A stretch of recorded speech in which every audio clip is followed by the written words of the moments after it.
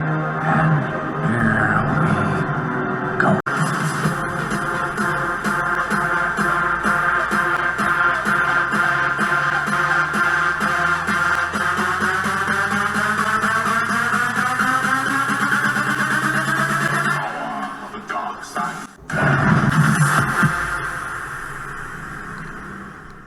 up, all my Fables droids, and my case, it's Anna, also is that Star Wars girl, and today I'm going to be talking about one of the things that drives me absolutely fucking crazy. And I say this all the time. If you're not following me on Twitter, my Twitter handle is that Star Wars girl without the I.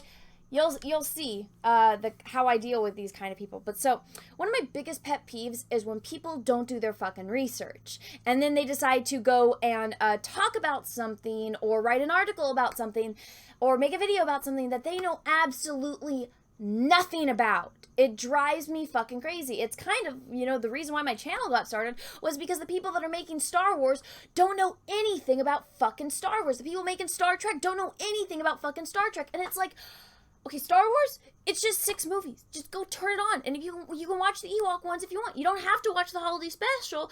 I mean, if you're going to be making Star Wars, I think you should know basically everything about it. But that's just my opinion. Same thing with Star Trek. It's like, you guys know that you're writing a Picard show. Okay, so why don't you... It's on Netflix. It's on Amazon Prime. Why don't you just go sit back and binge watch it? Take notes while you're binge watching it before you start writing the fucking show. It's not that hard. You would think, oh my god, it's terrible to actually expect people to do their job. Holy shit, it's the embodiment of all evil. But anyways, after that little rant, we're talking about Fables, right? Why are we talking about Fables? Well, guess what? I'm actually a fan of Fables. I have read Fables. I actually just got this beauty in the mail. For those of you that don't know, it just got released. Also, thank you, Cecil, for sending this to me, because I thought I pre-ordered, but apparently I hadn't. So when it came in the mail, he was like, hey, did you get that? And I was like, yeah, but I thought I ordered it. Apparently I didn't. Apparently it was just sitting in my cart or something. But I really like Fables. I've been reading it for a while now. Really fucking good. You can get either the individual volumes if you don't have the individual issues. They're good. You can travel with them. They fit in your purse, your bag. Or if you just want all of them in one and save a little bit of money on buying the individual volumes, you can get the continuums. The second one, like I just said, just came out.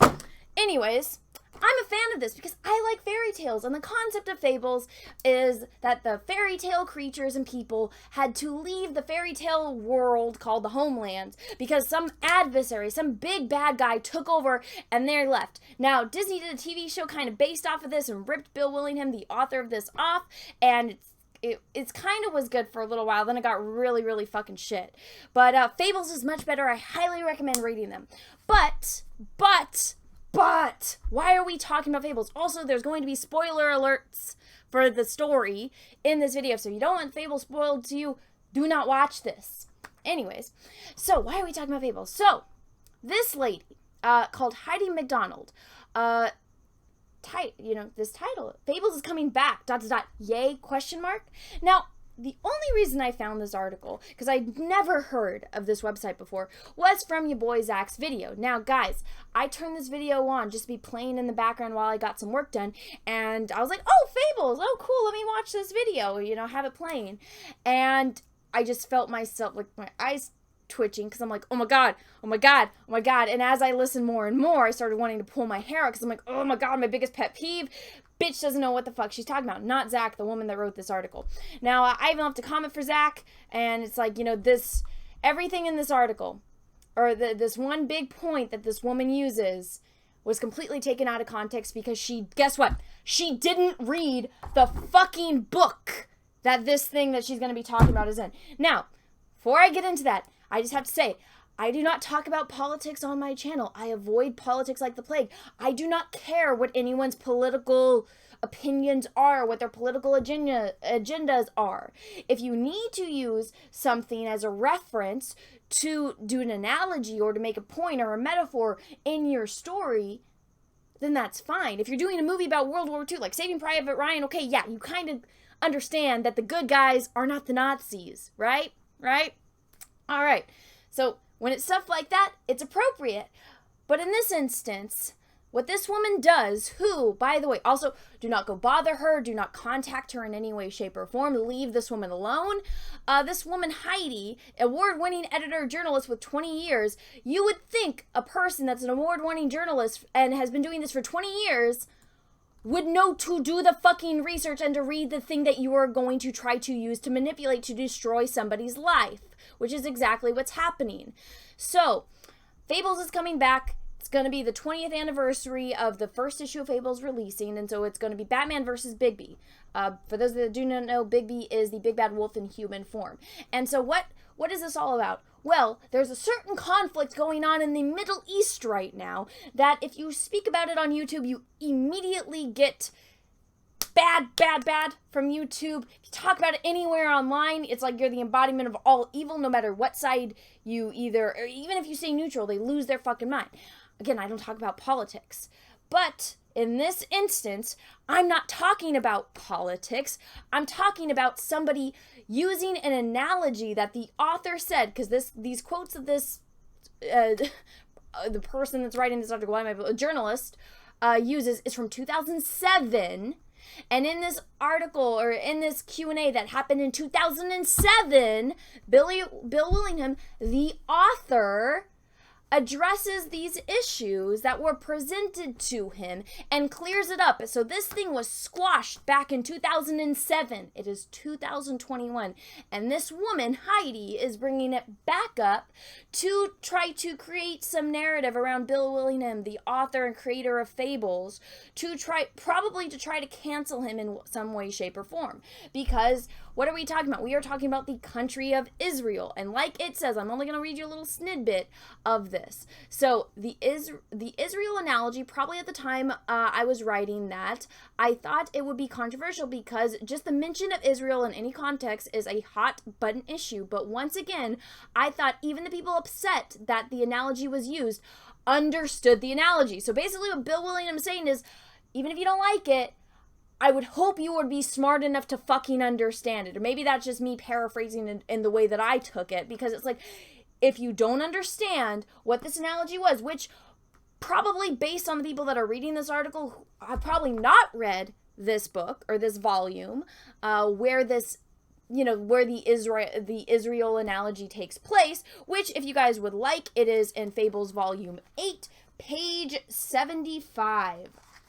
In case anyone was wondering, this is where it takes place, right? All right, guess what? I read it. And so then the follow-up question from the interviewer was, you've said in the past interviews that you're unequivocally pro-Israel. Do you think Fables as communicating a political message or being persuasive in any way? What is his answer? No. His answer is no. So again, this Heidi lady, this journalist, 20 years of experience, is bringing up an interview from 2007 where in both answers, he squashes any kind of concern in the bud.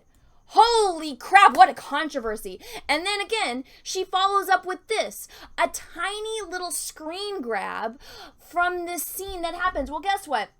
I have the book because I have read it. I doubt Heidi has read it because the way that she is using this to create some kind of agenda against Bill Willingham proves that she doesn't know what the fuck she's talking about. So, again, remember the spoiler section? This is the spoiler section. So let me explain to you. For those, if you don't have this book, if you don't understand, if you want to understand the Israeli analogy, or the Israel analogy, is, so basically what happens is the fables, which are the fairy tale creatures and people that are living in the human world because they escaped the adversary, who is revealed as Geppetto. So what Geppetto does is they kill the people in power, and he replaces them with wooden people that he uses the blue fairy's magic to turn them, to make them real, so that way the people that are underneath them will believe that it's them. And all of these people that he replaces with the wooden people, they all have loyalty to him. So he is literally the fucking puppet master orchestrating everything.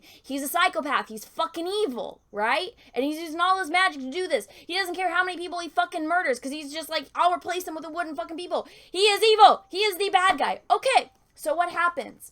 All of the fables that fled, they know that he's not gonna, rest while they all have escaped, living in their little paradise that they've made. So Bigby, who is the human version of the big bad wolf, again, he is the biggest, baddest guy that's basically the defender, and, well, obviously he's one of the main characters in the Fables universe. He goes back, and he's sent on this mission back to the homelands to go find Geppetto and to deliver him a message, which is exactly what the Israeli analogy is. Now, I'm not going to read all of this to you because it's a long little section. So basically what he does, he shows up, he has a conversation with Geppetto, and he basically tells him, is like, and the analogy with Israel is that it's a small country surrounded by all these other countries that hate it, right? And you can go kind of read it right here, right? But guess what? They'll never stop fighting. Now, you could use another country. You can use another example of this.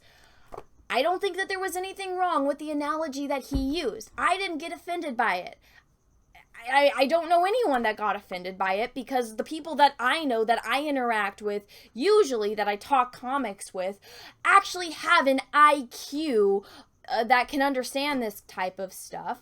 But apparently even people that want to take things out of context and have award-winning journalist and editor go and write an entire article trying to misconstrue something, which, guess what Bigby does in this scene is actually, he shows up, he has a conversation with Geppetto, and he basically lets them know, using this analogy, that guess what? Us Fables, we don't care how many armies you have, we don't care how many of our realms you've taken over, we are going to fight back. And then he blows up his fucking house so Geppetto can't make any more wooden people to send into the Mundi world to kill them, because that's what they did. Geppetto made a fucking army of wooden people, sent them to New York to go and murder everyone.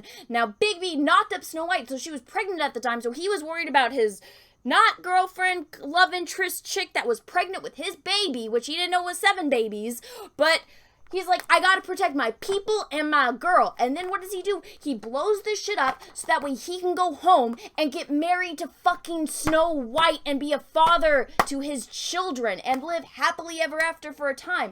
Oh my god, how terrible. How politically motivated that this whole thing was. No, if you actually read the book, which I know, reading is fucking hard. Apparently reading an actual book or a comic book is too much to ask a journalist writing for a comic book website. I'm sorry, everyone. This is fucking stupid. When they say girls have always read comics, apparently, yeah, the girls have always read comics. Hello, but we get, called internalized misogyny. Every fucking name under the sun. We get insulted. And then the women that claim that they read comics actually don't, because then they go and takes things out of context to try to cancel someone and to use for their own agenda. Shady as fuck, right? Well, anyways, everyone, let me know what you think about all this in the book, or in the comment section of this video. If you like this video, go ahead and smash the like button. If you didn't, that's okay too. Thank you so much for watching this far through. It's really frustrating. People are stupid. Have a great rest of your day. And may the force be with you, because we are really, really, really going to need it. Bye, everyone.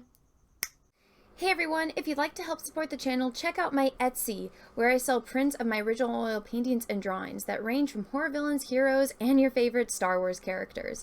I also have an art channel where I post time lapses and tutorials, and also if you want to see work in progresses, I also have an Instagram dedicated specifically to that. Then finally, you can check out my Teespring for wearable merch, and all platforms are listed down below in the description of this video. So thank you so much, everyone, and have a great rest of your day.